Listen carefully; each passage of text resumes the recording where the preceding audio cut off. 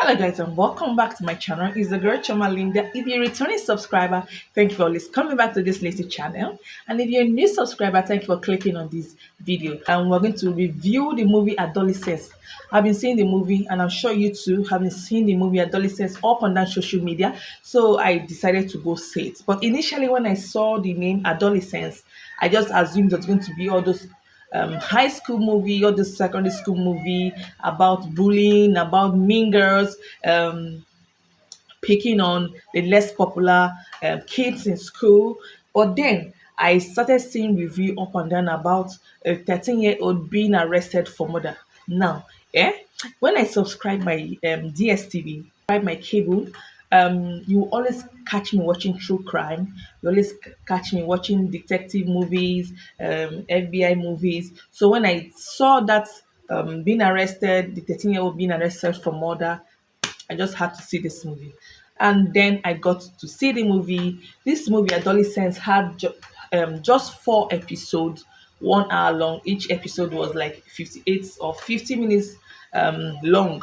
So it was very short, 4 episodes. So it was quick, it was a quick watch. Okay, this movie started with police storming a family, a regular family, and then arresting the 13-year-old on the suspicion of murder when he was being interrogated, and they tried to find out if he would own up to murdering his classmates, a female. Initially, he denied it. And then when he was showed the CCTV video of how he attacked the girl, he started crying and then accepted it that it was a mistake. Or when I started watching this movie, I noticed something. This guy that was accused of murdering his classmate, mind you, he stabbed her like maybe 7, 11 times. Okay, he stabbed her to death. Okay, he looks very slight, very slim, very skinny. No one those sort of kids that were shy. Um, no one. He wasn't bad looking. He was okay looking. He was an average kid, not too tall, and I presume not popular. I think he was having a crush on this girl, or he saw himself as ugly, maybe because the girl turned him down. Because in the course of the movie, there was no scene that really pointed out the reason this boy, this 13-year-old boy, murdered his classmate. There was no scene that really pointed at it. There were just mentions of bullying, the girl bullying him, and then he couldn't keep up with the bullying, things like that. There was no concrete reason. Even when he was being detained, he was being interrogated, even a therapist was assigned to him to maybe talk to him and then find out how he thought. He still didn't give a valid reason for murdering his classmate.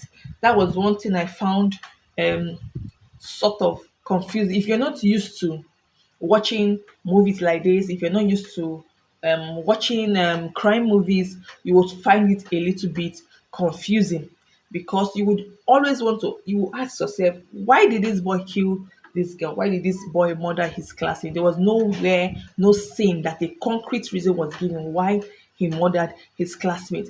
And again, other scenes too, I found how he would be cool this moment and then he would be angry the next moment. And how, if you see this guy angry, you will not believe he's this skinny little 13-year-old boy. He was ready to throw chairs, beat up someone, push. He was a really aggressive kid when he gets angry. But this minute he's being calm, and the next minute he's being triggered, and then he shows how angry he can get. So there were talks about maybe he had double personality.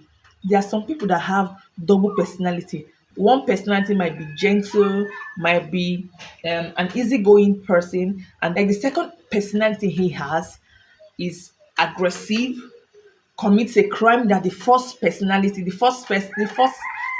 doesn't know about. And you meeting the first personality, you don't even imagine he can do what the second personality he has in him does. I don't know if you're getting me, but again, he might not even be aware of what he's doing. So in the course of watching this movie, I was maybe thinking if maybe he had double personality syndrome. There was no scene, like I said, that was pointed out. You just saw how this act and how his arrest affected his family. Because when things like this happen, when you hear stories of how a young child or how a teenager or how someone behaves, the next thing that comes to mind is people saying maybe he had trouble growing up, or maybe he didn't have a good family background, or maybe his parents were abusing him, or maybe he suffered one abuse or the other at home.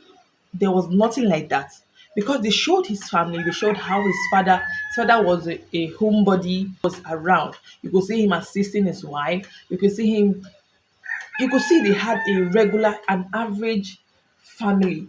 But still this boy still committed this crime, to show that sometimes when someone commits an offense or when someone commits a crime, it doesn't always boil down to the family they come from. Yes, it might just be psychological. It doesn't always boil down to the family they come from. Can always, it might just be mental, they have mental issues. Because truly what I see is that this guy might have mental issue. All in all, it was a it was an okay watch. It was an okay watch because it kept me on my toes. It was suspense filled. The only issue I had with it was that it was a little bit boring, because some scenes were just dragged.